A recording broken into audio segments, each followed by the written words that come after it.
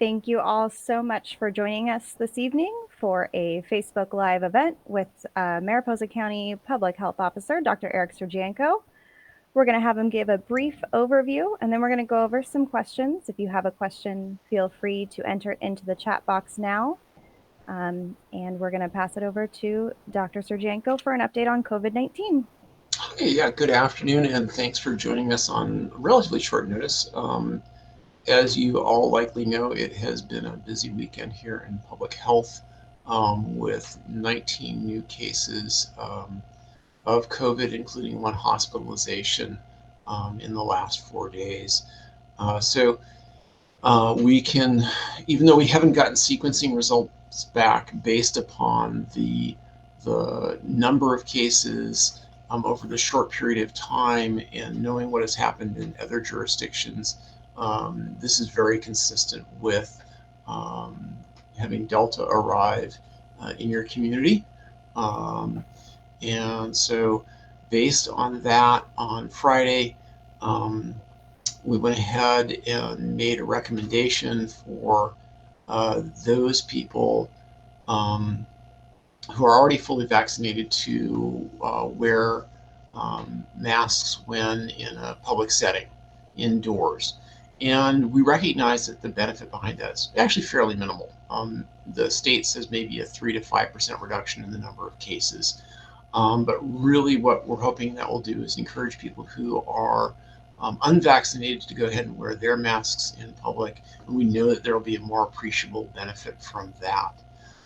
The other thing that we're going back to encouraging is people who have been not testing as frequently, go back to that recurrent testing, especially if you have a great degree of contact with the visiting public, going back to recurring testing every 2 to 4 weeks. And then encouraging people to stay at home if they're sick, and then also encouraging people to get vaccinated if they've not opted to get vaccinated yet. And vaccinations are available at both Rite Aid in their pharmacy section, and they even do it on weekends. And then at Public Health, we're doing it in our community health center on Thursday mornings. So in that respect, vaccines are available. They are free. And, again, even though we have seen decreased effectiveness against the Delta variant in both England and in Israel, it's still more effective than no vaccine at all. And specifically, it is effective against preventing serious illness being defined as hospitalization, and against death. So it reduces your likelihood of getting infected with the Delta variant, but if you still get a breakthrough infection, it's markedly effective at reducing your risk of having a serious case. That said, one thing I will say is that we are continuing to do testing at the senior center, and if we do get a case that's positive, about 10% of the positive cases are being sequenced randomly. And then if there's a case that is hospitalized or a breakthrough case, we can flag that for the state to do sequencing for us. So at this point, all of our sequencing is being done at the state public health lab, though we are hopeful that within the next couple of weeks, 2 of our regional public health labs, one in San Joaquin and one in Tulare, will have the ability to do sequencing as well. So that'll provide us some additional sequencing capability for us. But my assumption is at this point that what we're seeing is the Delta variant, and hopefully that will be confirmed as we get those sequencing results back in 10 to 14 days.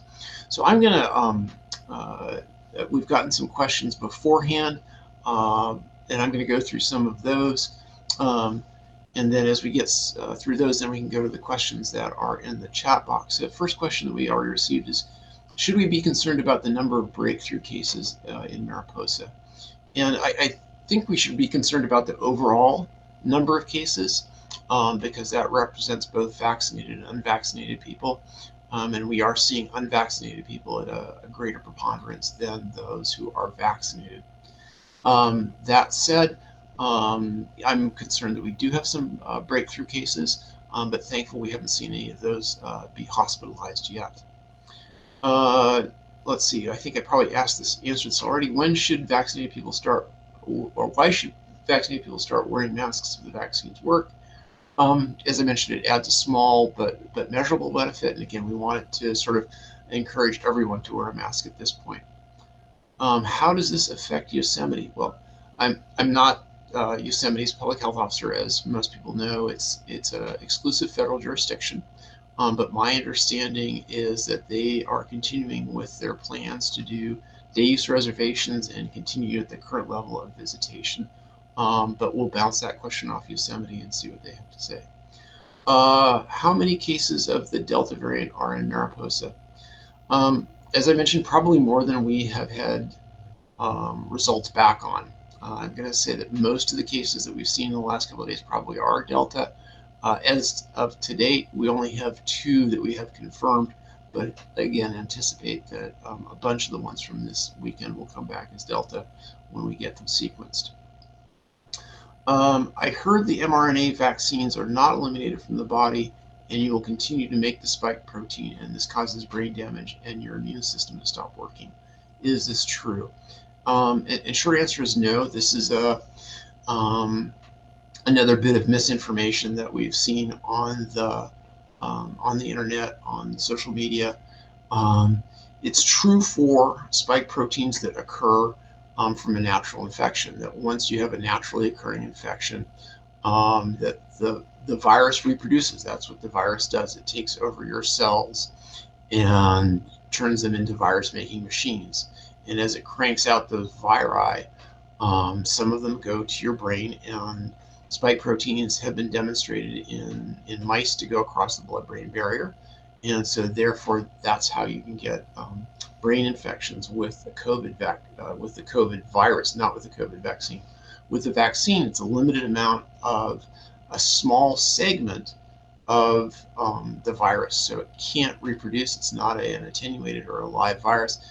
What it does is it produces proteins that produce an immune response. It's not capable of reproducing itself. And then what has been noticed in studies where they've looked at elimination of the vaccine products is that with the first vaccine, and if you remember, the mRNA vaccine is a 2-dose vaccine. With the first dose, they pick up a small but measurable amount of the vaccine in the body. And then that decreases over time, so it's completely gone by the time you get your second shot. And then with the second shot, they did not notice any spike or any elevation of the spike protein in the body after the local injection. Let's see, 40% of COVID patients in Israel were vaccinated. Does this mean vaccines don't work? And the answer is no.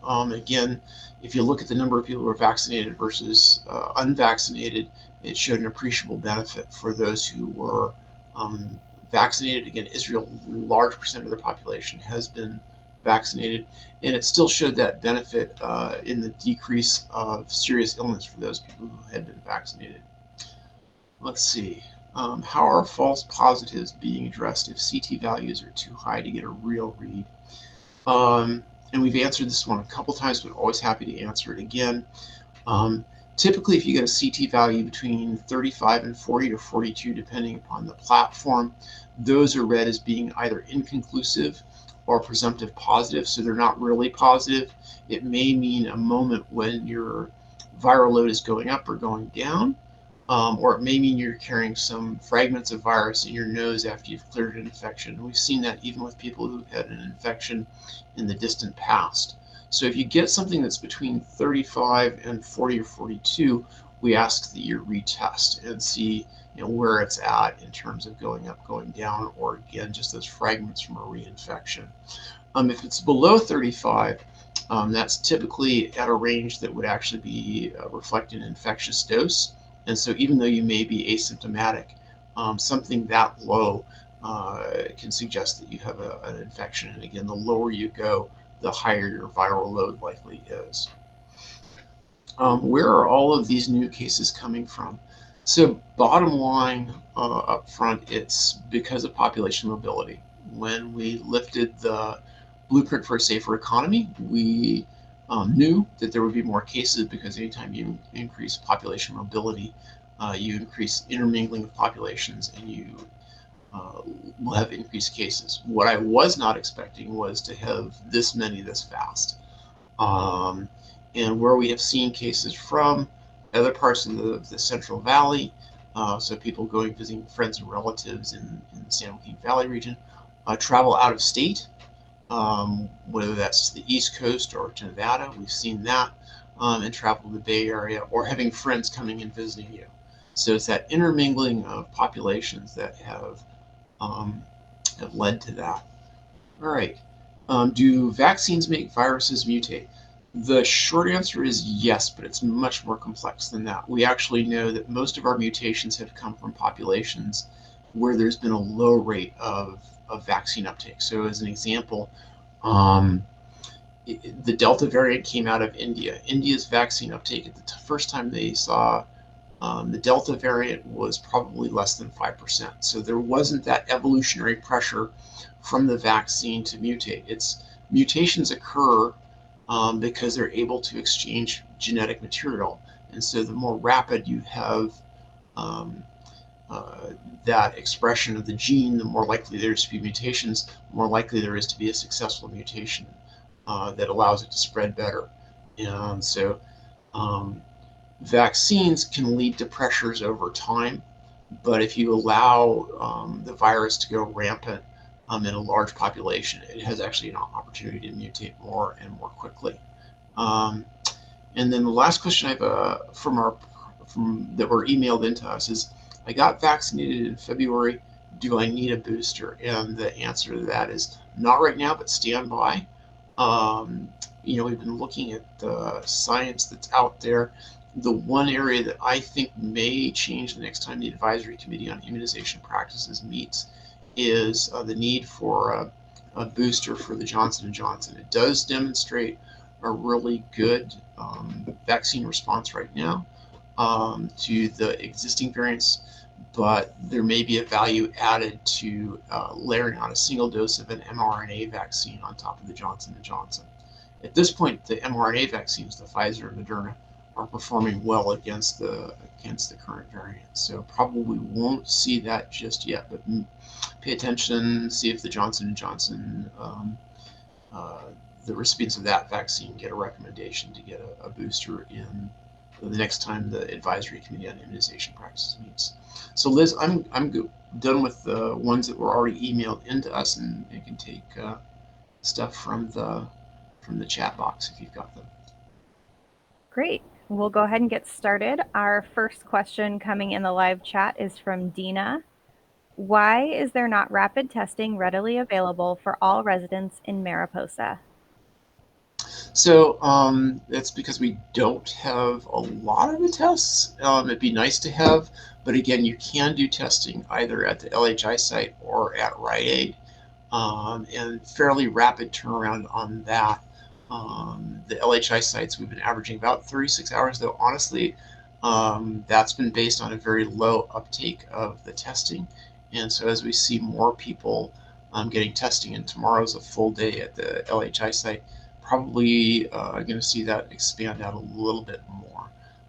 So yeah, unfortunately, don't have broad spread rapid testing available, but I would say take advantage of the testing that we do through the testing site at the senior center or through Rite Aid. Okay, our next question comes from June. What does this mean for kids and schools? Oh, one thing I did not talk about because we really haven't had um, a Facebook Live since the new school guidance came out, and that came out. I've got that on my desk because I've been looking at that a lot. Was the 12th of July, and in terms of what we're seeing right now with transmission, not really that much changes in the school guidance. What we will see though is when they put this guidance out on the 12th, they were making the masking indoors at schools mandatory for both staff and students.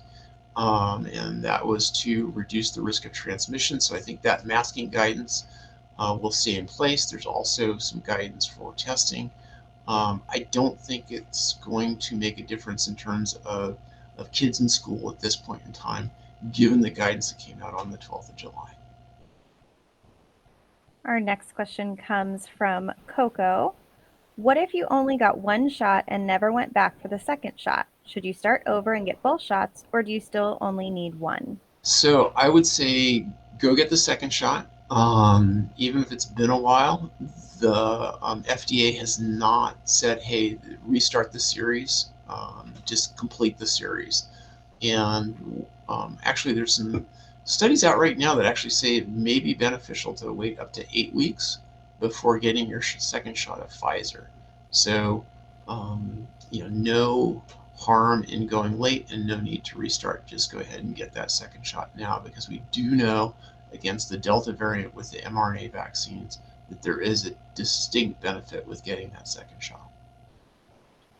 Great. Our next question comes from Katie, and we did go over this, but just in case anyone missed it, any word coming down yet about boosters for those who received vaccines over 7 months ago?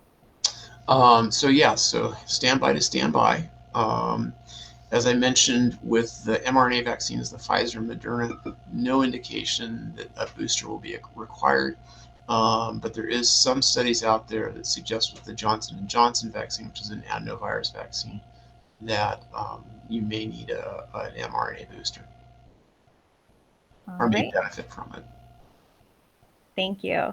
We had a couple more questions that were answered. Can we get our next one from Debbie on our schools still opening in August?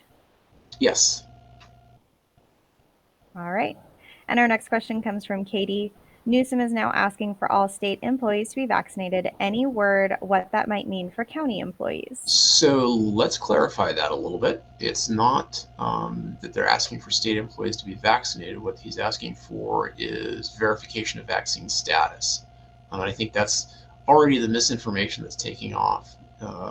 What he's saying is, rather than relying on self-attestation, which has been the requirement for a couple weeks now, is that we see the shot card or get the electronic record, and then if that person is not vaccinated, then they will have to wear a mask in the workplace, as per the masking guidance. So I think it's asking people to be a little bit more stringent about validating people's vaccination status.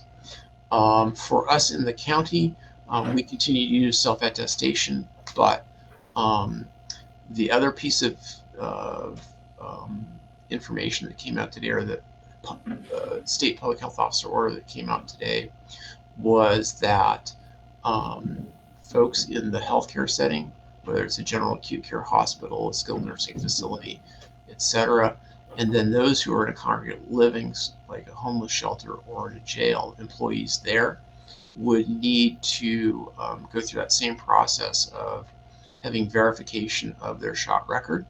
And then if they did not um, have a shot, if they were unvaccinated, then they would have to wear a medical grade surgical mask rather than just wearing like a cloth mask, because those are more effective, and then would require them to test if they were in a healthcare setting twice a week.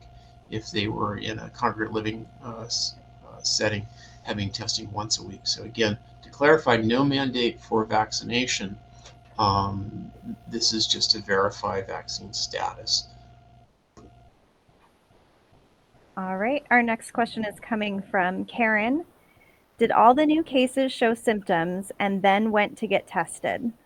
So let me just check really quick on the spreadsheet. I want to say the majority of them did. I didn't know that for. Uh, so one out of all of the, only one was asymptomatic out of the 19 in the last cluster, and symptoms varied. Some of the, the most significantly ill, hospitalized, requiring oxygen. Um, but it seems like the most common symptoms are cough, headache, congestion, and fatigue. All right. Our next question is coming from Jenny. If fully vaccinated, is it reasonably safe to get together with a group of friends from different areas for a weekend? Ooh, reasonably safe is a tough question. Um, and so different areas, so which different areas, this is something, this whole risk calculation is different areas have different prevalence of disease. So if someone's visiting you from an area with a high prevalence, say Los Angeles as an example, um, it may put you at a greater risk. And then getting together, so indoors, outdoors is safer. Um, and length of time spent together. The longer you spend together, the greater the risk is. So, um, sort of use all of those things together, knowing that a person who's fully vaccinated has a decreased risk.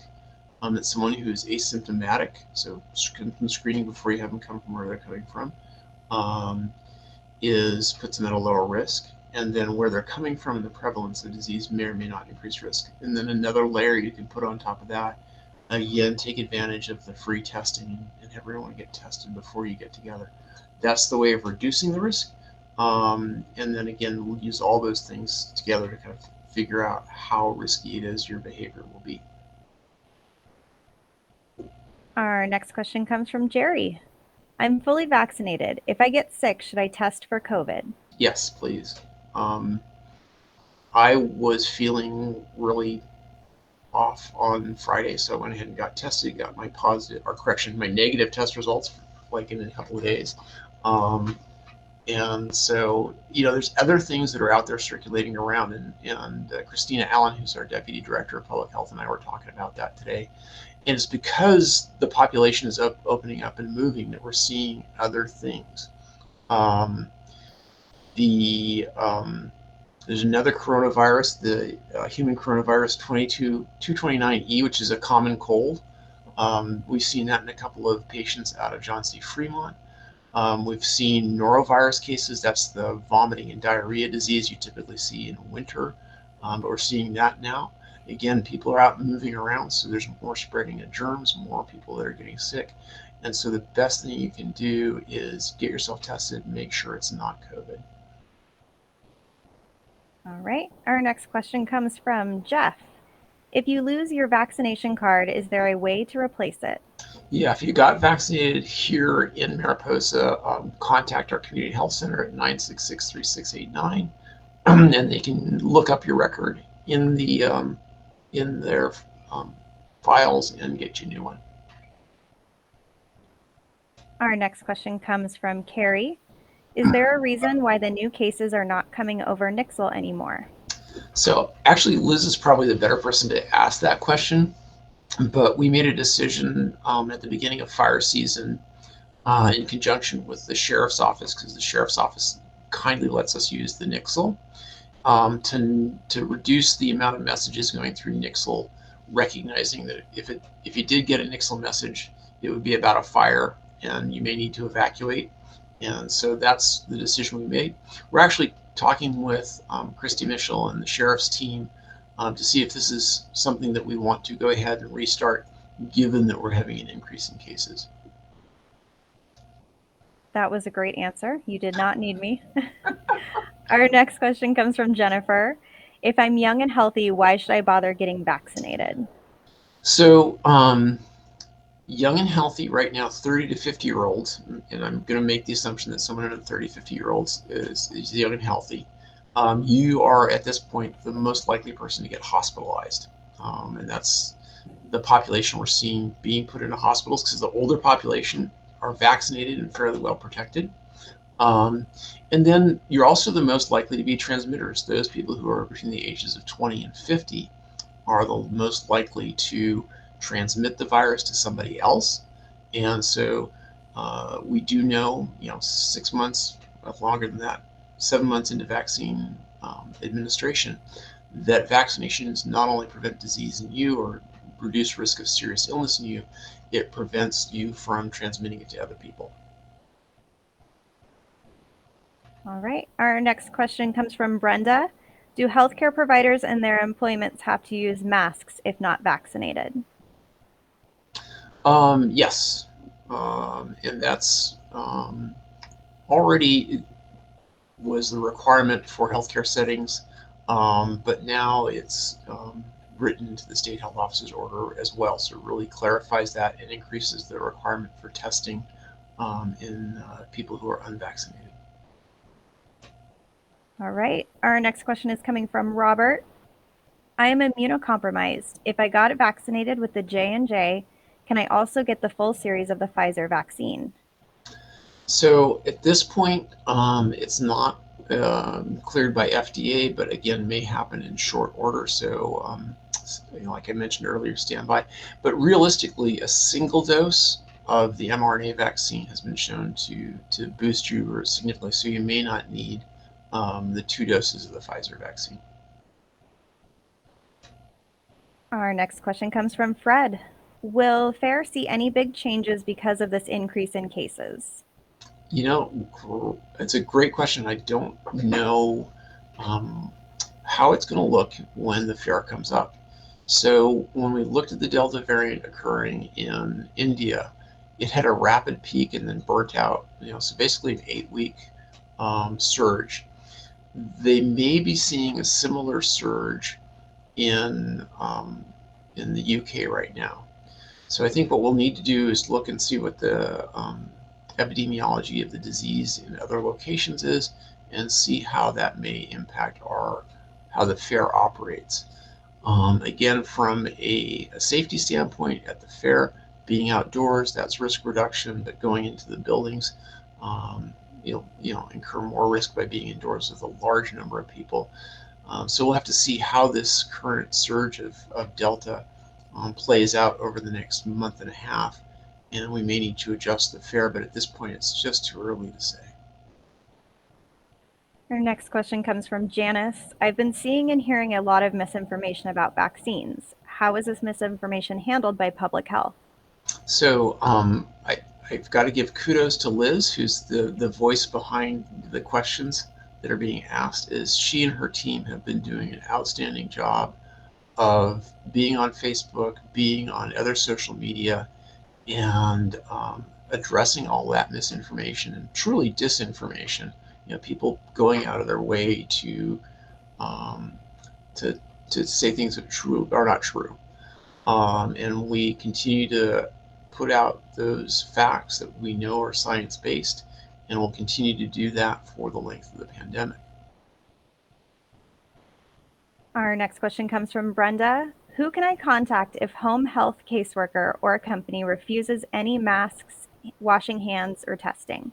So I would go ahead and contact that person's employer. So an example, if they're home health from John C. Fremont, call John C. Fremont and talk with the chief nursing officer there, or their infection control practitioner. And if you don't get resolution with that, feel free to reach out to our public health, which is, again, 966-3689.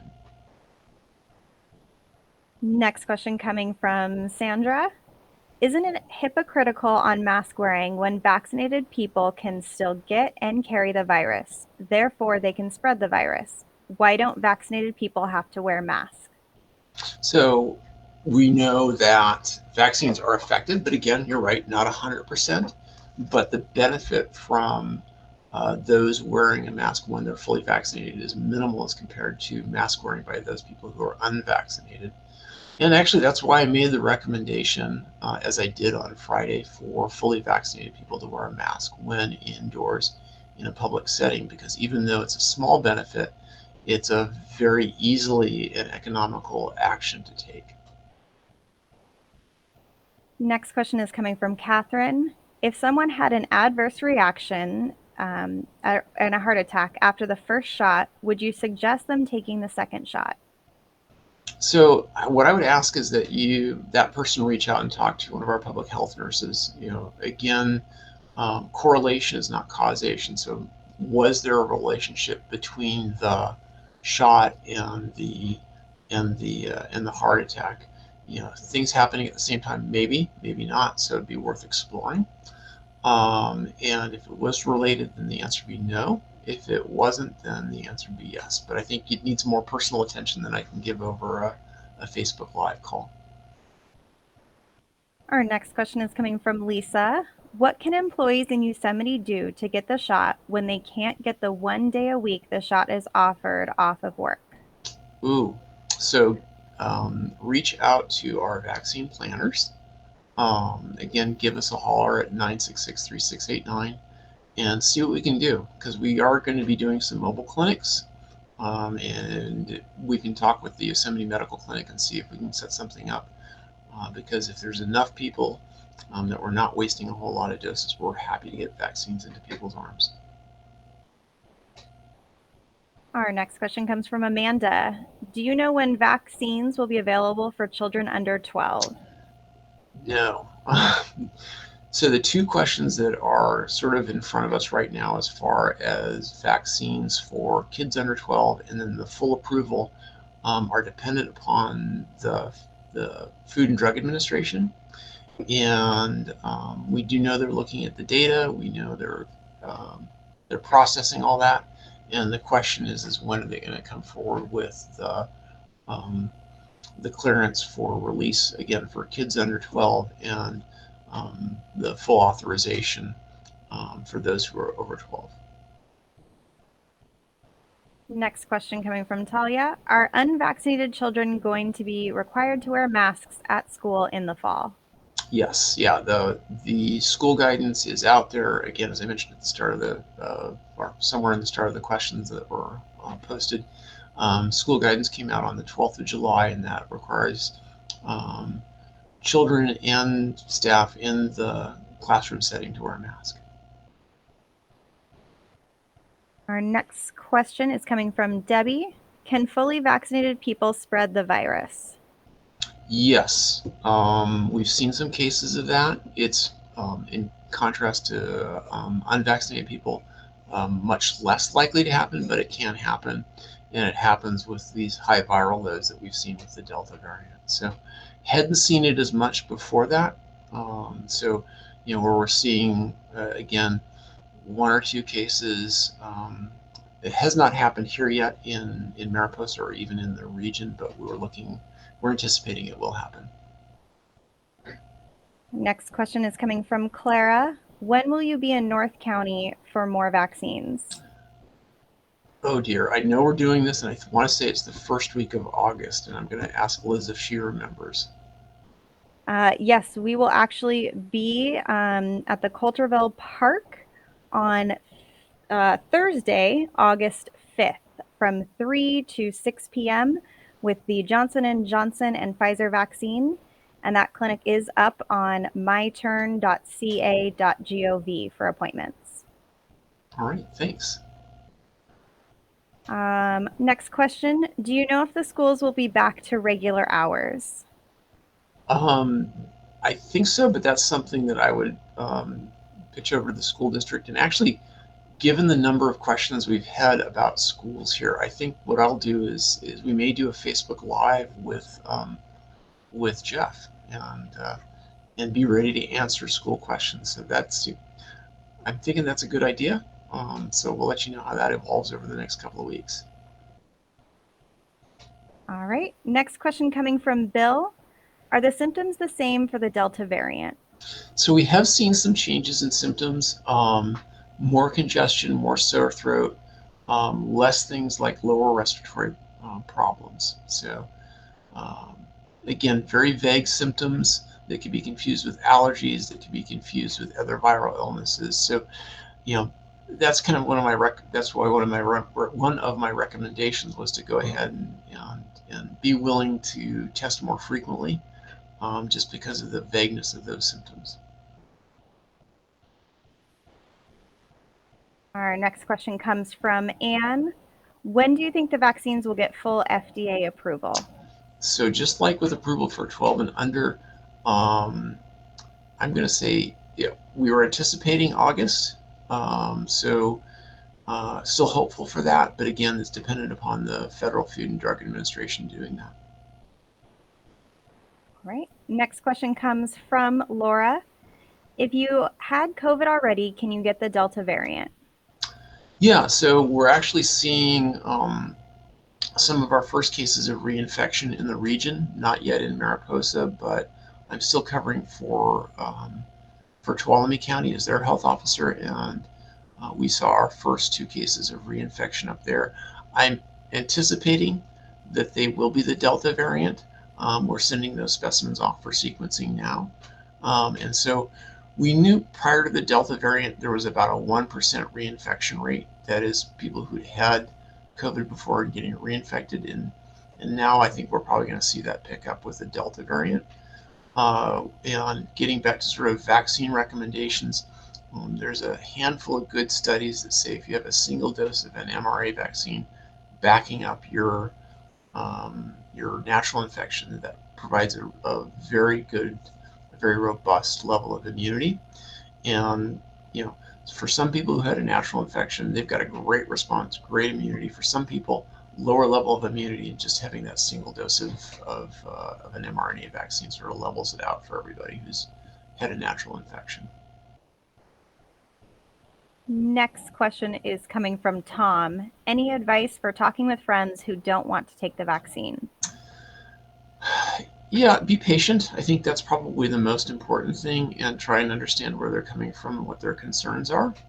And then addressing their concerns with what facts you have. Again, our Facebook page is a really good reference. The CDC website, another good reference. So, being able to have those facts and being able to listen and understand what their concerns are and address those concerns. Next question is coming from Stephen. Does Mariposa County test all positive cases for the Delta strain? So no, there is a limited capacity for doing gene sequencing. And so where we're prioritizing that is for breakthrough cases and for people who are hospitalized. All right, and we currently have one more question here in the chat. If you still have questions, please type them in now. But our next question is coming from Sarah. Is it true if you are fully vaccinated, you do not have to quarantine? And why is that? So that is true. And it's because, again, fully vaccinated people are much less likely to shed a significant amount of virus to cause a secondary case. Just as I mentioned to a previous question, is that the risk of you spreading the virus asymptomatically as a fully vaccinated person is low. Not zero, but low enough that if you're monitoring symptoms and as soon as you develop symptoms, stay at home, the risk of you spreading disease as a fully vaccinated person is low. All right, next question from Dina. Why has the guidance for vaccinated people been no masks when you can socialize indoors with other vaccinated people just bumped me off. When you can socialize indoors with other vaccinated or low-risk people and no need to quarantine if exposed, when we know that vaccinated people can still get and give the virus? Yeah, so great question, and kind of echoes what was just asked by the previous questioner, is that, again, the risk of you getting the disease as a fully vaccinated person is about 7 times less than a person who is unvaccinated. And then the likelihood of you getting the ability to transmit the disease is even lower than that. Again, not zero. And so as we see the Delta virus, it's may change, but given our current epidemiology, there is this benefit to being fully vaccinated in both acquiring the disease and then transmitting it to others. Next question comes from Carrie. Where can people go for a test if they can't get one through the nose due to nose issues? That I don't know the answer to, so let me do some digging, and Liz has got your info there, and we'll get you an answer back, and we'll put it on our Facebook. But there are saliva-based tests. I just don't know where one would get one. All right. Next question from Jenna. If you have not been vaccinated because you were warned about allergic reactions, what is the possibility of that and why? So that's, again, one of those things that you'd want to talk about with either one of our public health nurses by calling the clinic at 966-3689, or talk to your own provider because you may have an allergy and it may be totally unrelated to the components in the vaccine, or you may have an allergy to one of the components in the vaccines. Typically, what we've seen is the polyethylene glycol, which is one of the stabilizers for the mRNA vaccine, produces an allergic reaction. But it's be important to have that detailed conversation with your provider or one of our public health nurses about what the possible allergy might be, and then kind of do a risk-based decision on whether or not you can receive the vaccine, and if you can receive the vaccine, what pre-medication we may want you to do before receiving the vaccine, like loading up on Benadryl or something along that lines. All right, and we have one more question in here from Jeff. My brother and I received the same vaccine. He got very sick, and I didn't notice anything. Should I be concerned that my vaccine worked? No, we know that people have varying responses to their vaccination. And what we do know that is if you got the mRNA vaccine, that after the second dose, people will have produced a good immune response. Same with the single dose of the J&J, regardless of, like your brother, he had a really vigorous response. You didn't have any. But again, if you had the two-dose series after the second, you had the same response, and same with the single dose J&J. All right. We're going to go ahead and let Dr. Sergienko give a quick wrap up, and then I will leave you all with some contact information if you have additional questions.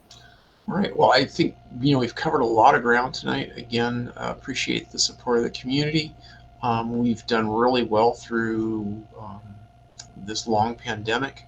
Again, encourage people to do what they can to limit the transmission of disease. Number one on that is get vaccinated if you're eligible for vaccination. It is safer than and more effective than getting a naturally acquired disease. If you're sick, stay at home, and we will update people as possible, but do your best to stay safe out there. All right. Thank you so much, Dr. Sergienko.